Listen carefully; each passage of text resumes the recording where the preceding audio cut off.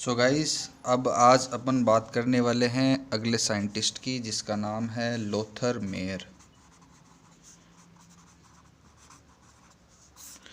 Lothar Meyer ने क्या किया, एक कर्व दिया तत्वों के वर्गीकरण को समझाने के लिए। अच्छा, तत्वों का वर्गीकरण उसने किया, तत्वों का वर्गीकरण कर रहा है वो। हम पढ़ रहे हैं तत्वों के वर्गीकरण की हिस्ट्री, और इस हिस्ट्री में सबसे पहला नाम जो आता है वो किसका आ रहा था और उसके बाद में कौन आ रहा था वो अपन पहले पढ़ चुके हैं।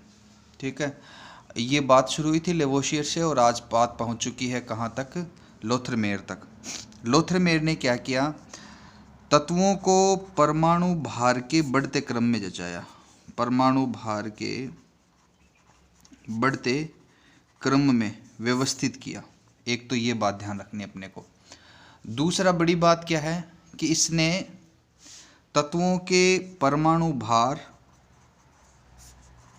और परमाणविक आयतन, परमाणविक आयतन के बीच में एक ग्राफ बताया, एक आरेख खींचा, आरेख से तत्वों का वर्गीकरण किया।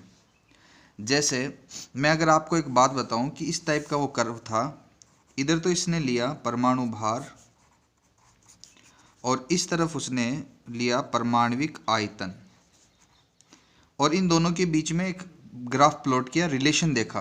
तत्वों के परमाणु भार के बढ़ते क्रम में जब व्यवस्थित करके फिर उसने परमाणु भार और परमाणविक आयतन के बीच में ग्राफ खींचा, तो वो ग्राफ जो था ना, वो आरेख, वो कर्व, वो इस टाइप का था, इस टाइप से आ रहा था। और इस आरेख में आप देखो, इसमें 3 पोजीशन उसने बताई। इसने कहा कि ये जो ग्राफ है ना का ये वाला पार्ट, इसको उसने कहा कि ये आरोहण है और इस पर सेम टाइप के गुण रखने वाले तत्व इसी पोजीशन पर आएंगे, इसी पोजीशन पर आएंगे। और दूसरे सेम टाइप के यानी दूसरे वर्ग के तत्व जो सेम प्रॉपर्टी रखते हैं, उनमें से कुछ बोले यहाँ आएंगे, इसको शिखर पार्ट कहा इसने, कुछ शिखर पे आएंगे, और कुछ उसने कहा कि इस वाले पार्ट पर आएंगे, यहाँ पर जो आपस में गुणों में समानता रखेंगे, यानी कुछ आएंगे अवरोहण पर। तो इस आधार पर उसने 3 ये वर्ग बन गए। और यहाँ पे इसने कहा कि ये जो कर्व का बॉटम पार्ट है, यहाँ पर आएंगे एक तो उपधातुएं, और एक उसने कहा कि डी ब्लॉक, जो आज आप मॉडर्न पीरियोडिक टेबल में पढ़ते हो, वो डी ब्लॉक के मेटल यहाँ बॉटम पार्ट में आएंगे। तो इस तरह से उसने 4 वर्ग बना दिए अपने हिसाब से, लेकिन ग्राफ के रूप में बताया इसने। ये आगे जाकर के इसका सबसे बड़ा फेलियर होगा, ये इसकी सबसे बड़ी कमी यही रहेगी कि इसने तत्वों का वर्गीकरण जो है वो आरेख के रूप में किया, एक ऐसे ऐसे टेबल नहीं बनाई कि ये पहला वर्ग है, ये दूसरा वर्ग है, ये तीसरा वर्ग है। ये इसकी सबसे बड़ी कमी थी। तो इसने कहा कि ये जो 3 पोजीशन है, इन तीनों पोजीशन पर अलग अलग तत्व आएंगे, लेकिन वे गुणों में आपस में समानता रखेंगे। जैसे आरोहण पे जो जो तत्व रखे जाएंगे ना, वो तत्वों में समानता रखेंगे आपस में, और जो तत्व शिखर पे रखे जाएंगे वो आपस में गुणों में समानता रखेंगे। जैसे मैं आपको एक ग्राफ बना के बताता हूँ। जैसे यहाँ पर मैं मान लीजिए एक ग्राफ खींचता हूँ, इधर ले लेता हूँ मैं परमाणु भार और इधर ले लेता हूँ मैं परमाणविक आयतन, और इन दोनों के बीच में मैं ग्राफ खींचता हूँ। तो वो ग्राफ जो है ना वो इस तरह से था, कुछ इस तरह से, इस तरह से था। अब इसने कहा कि जो तत्व समानता रखेंगे वो एक जैसी पोजीशन पर आएंगे। जैसे आपको पता है हेलोजन है, हेलोजन में कौन कौन है, जैसे फ्लोरीन है, फ्लोरीन, क्लोरीन, ब्रोमीन, आयोडीन। अब आज तो हम जानते हैं कि ये फ्लोरीन, क्लोरीन, ब्रोमीन, आयोडीन ये हेलोजन तत्व है। क्या ये गुणों में समानता रखते हैं? यस, उसने भी यही पाया अपने ग्राफ से। लेकिन उसने कहा कि देखो ये ग्राफ में सब जगह सेम पोजीशन पे आ रहे हैं, फ्लोरीन भी आरोहण पे आ रहा है और क्लोरीन भी आरोहण पे आ रहा है, ब्रोमीन भी आरोहण पे आ रहा है, आयोडीन भी आरोहण पे आ रहा है। तो फ्लोरीन, क्लोरीन, ब्रोमीन, आयोडीन गुणों में समानता दर्शाएंगे किसके अनुसार? भाई लोथर मेयर के अनुसार, क्योंकि ये ग्राफ में एक जैसी पोजीशन को ऑक्यूपाई कर रहे हैं, एक जैसी पोजीशन पर स्थित हो रहे हैं। फिर इसी तरह से उसने कहा कि जो क्षारीय धातुएं हैं, जिसको हम बेटा क्षारीय मृदा धातुएं, जैसे बेटा मांगे, कन्या, सुंदर, बाप, राजी, ये अपन जानते हैं, ये गुणों में समानता दर्शाते हैं।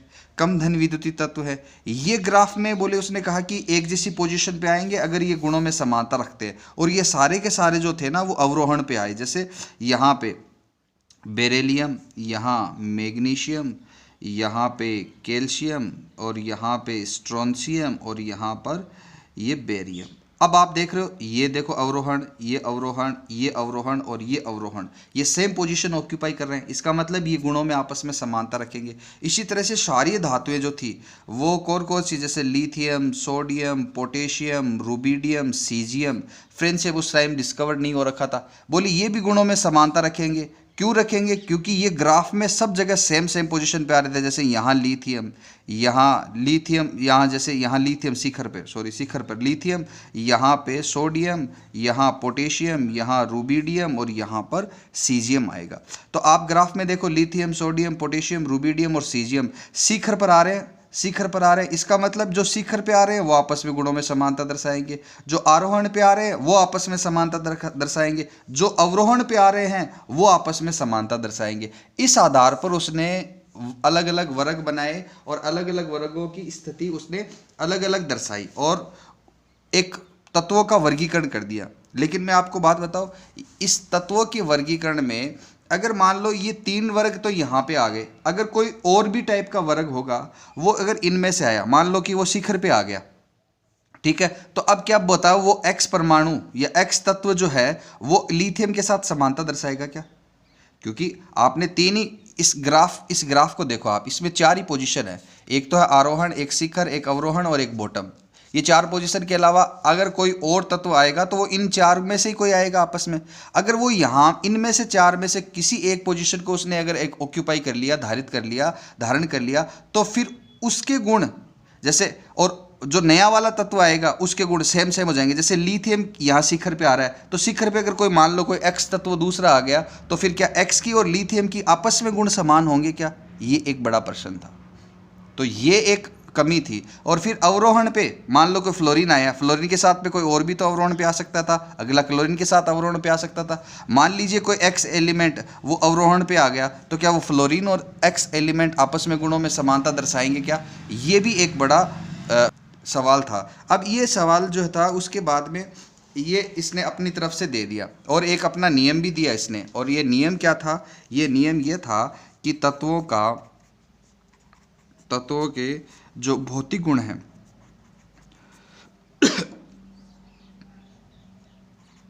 वो परमाणु भार के आवर्ती फलन होते हैं। अब ये आवर्ती फलन का मतलब क्या है? आवर्ती फलन का मतलब आप ग्राफ से समझो। देखो फ्लोरीन है, फ्लोरीन के बाद में अपन कुछ दूर चलते ही क्लोरीन आया, यानी कुछ क्लोरीन के बाद में कुछ दूर और चले फिर ब्रोमीन आया, और फ्लोरीन से क्लोरीन पर के बीच में आप देखो कुछ निश्चित तत्व हैं और निश्चित तत्वों का एक परमाणु भार है, और इस परमाणु भार का एक निश्चित अंतराल है, और उस अंतराल के बाद में एक तत्व आया, उसके गुण और इस फ्लोरीन के गुण आपस में सेम हो रहे हैं। फिर और तत्वों का कुछ निश्चित अंतराल आया, फिर गुणों में समानता मिल रही है। फिर तत्वों का कुछ एक निश्चित अंतराल आया, फिर गुणों में समानता प्रदर्शित हो रही है। तो इसने ये कहा कि परमाणु भार के एक निश्चित अंतराल के बाद में, आवर्ती फलन का मतलब क्या हुआ? एक निश्चित अंतराल के बाद में गुणों में समानता हो रही है। जैसे लिथियम से सोडियम पे जाओगे तो एक निश्चित परमाणु भार का एक अंतर मिलेगा इन दोनों के बीच में। फिर सोडियम से आप पोटेशियम पे जाओगे तो आपको एक निश्चित परमाणु भार का अंतराल मिलेगा। फिर पोटेशियम पे रुबिडियम के पास जाओगे तो एक निश्चित परमाणु भार का अंतराल मिलेगा। और निश्चित परमाणु भार के अंतराल के बाद में अगर गुणों में रिपीटेशन हो, बार बार सेम टाइप के गुण अगर आए, तो इस प्रॉपर्टी को हम क्या बोलते हैं? आवर्ती फलन बोलते हैं।